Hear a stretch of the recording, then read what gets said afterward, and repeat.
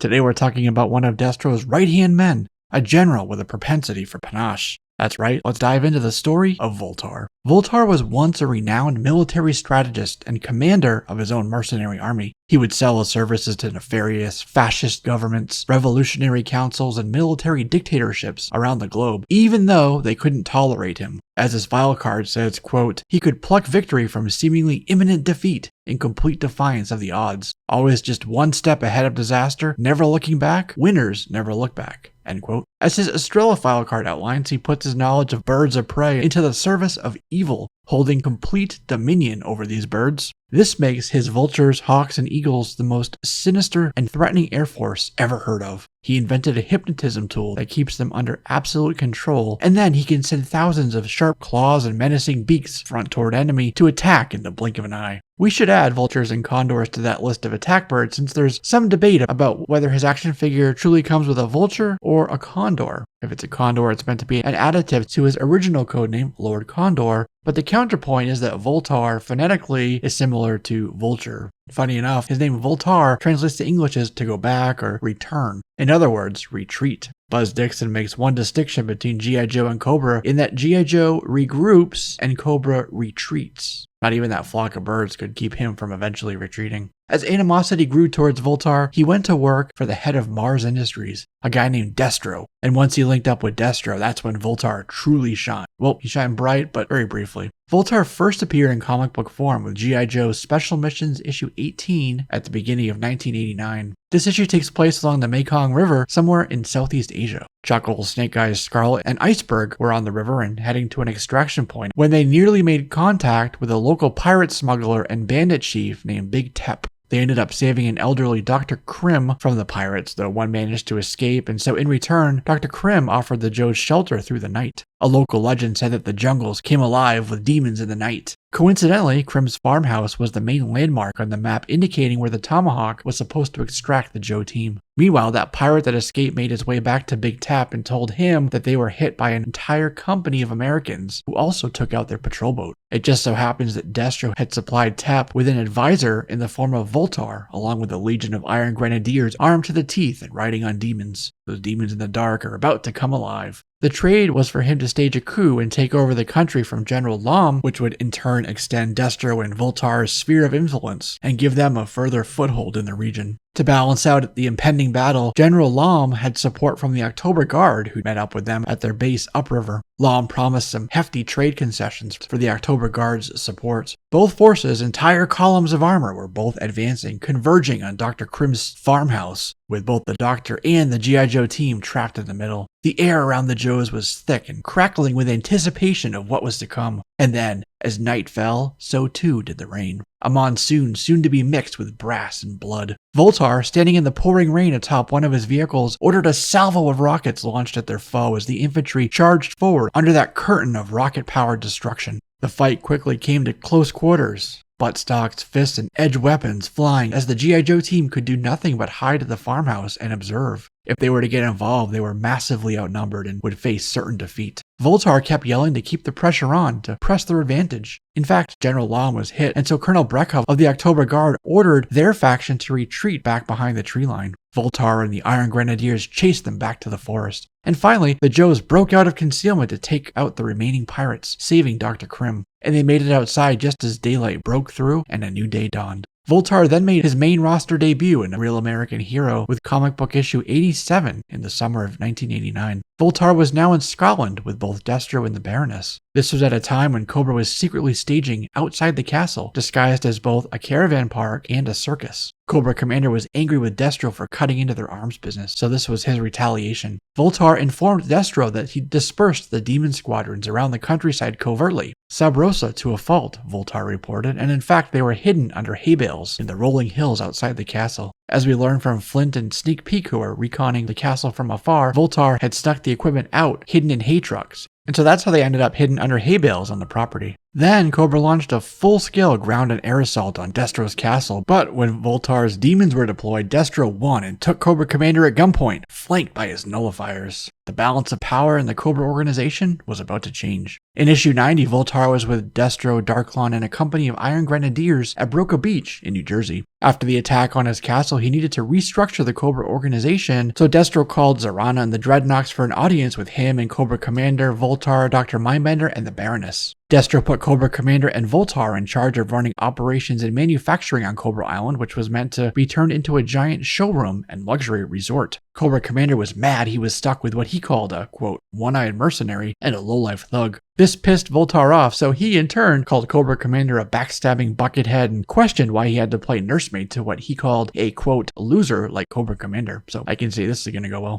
Voltar made another appearance in Special Missions with issue 26. This was ostensibly a rematch with the October Guard, who were now in the fictional South American country of Sierra Gordo, attacking the main gate of Voltar's base camp there to rescue a guy named El Jefe. The October Guard smashed through their main gate and lines of defense, catching them all so off guard that Voltar, still in a Cobra tank top and no helmet, had to run out and get dressed as he ran out to command his men. He ordered the MGs in their guard towers to traverse inward to meet this new threat, but Dana, who was on the perimeter with a sniper rifle, took out the guards in the guard towers. Meanwhile, Horror Show blew up a field dome that was close to some parked demon tanks, and the situation quickly descended into chaos, so Voltar ordered the Fang 2 mini choppers to get airborne and provide some close air support. Dragonski was able to destroy that flight of Fangs. And Voltar, as one of his assistants, went to put on his helmet for him, ordered a BDA be done and an inventory on what was still intact. And that's how he learned that the October Guard had in fact escaped with El Jefe. There just so happens to be a deep cover Joe team embedded with the locals who were on an op there that was screwed up by the October Guard's smash and grab operation. So their new mission was to save El Jefe from the October Guard. Voltar's force rebuilt some Razorbacks and jetpacks to initiate their own pursuit of El Jefe, and some revolutionaries showed up with a train to get El Jefe, now happy they could march on the capital to free their country from the deadly grip that Destro and Voltar had on their country. The Joe team was also able to sneak onto that same train.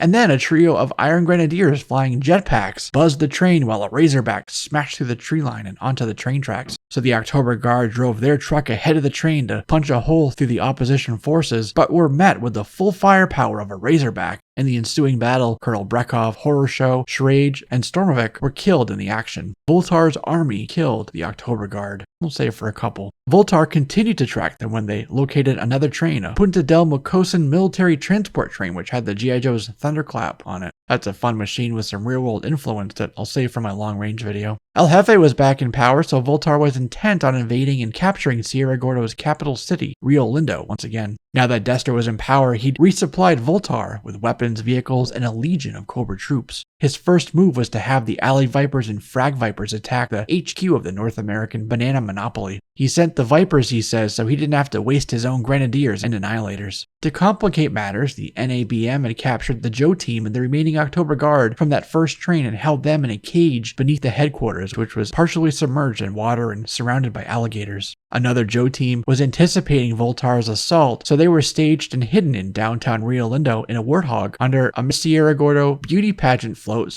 / pineapple for the parade. Once the Joes made it out of the NABM warehouse, a Cobra Condor requested permission to take them out, but Voltar denied the request, wanting to take the G.I. Joes alive. Voltar sent demons after the Joes and ordered the Condor to be their air support. Then Backblast took out the Condor while the Thunderclap put a massive crater between the Warthog and the demons, cutting off their pursuit, and so the team, despite all of Voltar's effort, made it safely across the border into Punta del Mocosa. Voltar was then on Cobra Island in issue 97 when Dr. Mindbender was giving Nyoto, General Liederkranz, Colonel Sharif, and El Jefe a demonstration of their updated Razorbacks, Hiss-2 tanks, Fang 2 minicopters, and Condor bombers. After the demo, Cobra Commander invited them all onto a landlocked freighter to party. Inside, Voltar called Cobra Commander out to himself for his boorish behavior after seeing old CC hitting on a lady at the food table. This was not the real Cobra Commander, though. When the real Cobra Commander came back, he went to Cobra Island where fake Cobra Commander, Voltar, Zartan, Billy, Crocmaster, and Firefly were still inside the freighter. They were arguing about Cobra Commander, and Voltar yelled right in Billy's face about dissent and imposter among them. And just then, the real Cobra Commander showed up and killed the lights before throwing more traitors in, including Dr. Mindbender and Raptor. He slammed the door shut, then they detonated charges to create a channel for seawater to carry the landlocked freighter toward the volcano. And once it reached the volcano, they were carried inside, and once the freighter was inside the volcano, Cobra Commander blew up the mountain, collapsing it down on Voltar and all the others who'd betrayed Cobra Commander. And in issue 116, some Vipers went in to check on the results and found Voltar's body there among the deceased. Voltar's first action figure was released in 1988 with a big splash of fuchsia coloring. This came out at the same time as a new Destro and the Iron Grenadiers. And from a hierarchy perspective, Voltar makes sense. We even got another general for the Iron Grenadiers many years later in the form of the former Spetsnaz commander General Mayhem. But from a playability perspective, Voltar was mostly DOA, washed ashore on the island of redundancy. Destro would also get a sergeant major in 2012 named Duncan. It said he was Destro's first assistant, driver, and bodyguard, the first of the Iron Grenadiers who would oversee their forces, but when Voltar came in and later Mayhem, Duncan became the drill instructor. Duncan came with the other leader, Destro's distant cousin,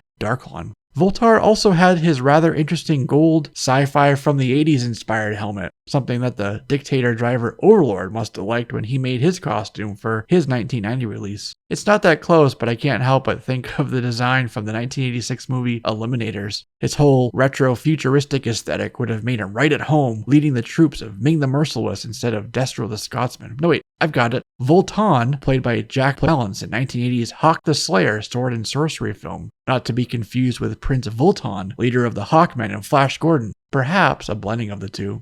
Voltan's gold on Voltan's helm makes Voltar's helmet. Actually, as our friend Chad would say, he does look like Dragos from Filmation's 1987 live-action TV show Jason of Star Command. Maybe that's why they couldn't give him the Iron Grenadiers black and red colorway and opted for the fuchsia to avoid infringement. Funny enough, the producer on that show, Arthur Nadell, was the EVP on other shows like Brave Star and He-Man, so this kind of makes it a fun, albeit roundabout way to pit Hasbro against Mattel and make Hasbro's competition this bizarre villain who'd get killed off in a shipping container. Or maybe he and Carl Fritz, aka Long Range, like to shop at the same helmet supply store. He also came equipped with a high-frequency comms backpack, gold of course, to match his odd-looking weapon. Not the bird, the rifle. It's described as a modified Uzi, but that's clearly not an Uzi. It looks closer to a Tech 9 to me, or even an SBR like SIG's MPXP, but even that's not 100% since it came out much later than his figure did. Maybe a modified and suppressed modern version of Czechoslovakia's machine pistol, a Scorpion. Anyway, the pack also came equipped with a perch for his primary bird, and again, is it a vulture or a condor? Let me know what you think in the comments. Voltar was also released in a 2-pack called Ultimate Enemies, which came with G.I. Joe Muskrat, which was exclusive to Target. In 2012, Voltar was included in the October Guard Operation Bear Trap box set for the convention that year. And for Voltar's Brazil release through Estrela, he was called Mestre Rapina, which basically translates from Portuguese to English as Master Robber. No, I'm not quite sure what he was robbing. Either way, that's the story of Voltar, the Iron Grenadier General who remains an oddity to many, but one that's appreciated for what he is. And with that, that's a wrap on this one, my friends. I'm Jesse, this is JLS Comics, and I'll see you soon.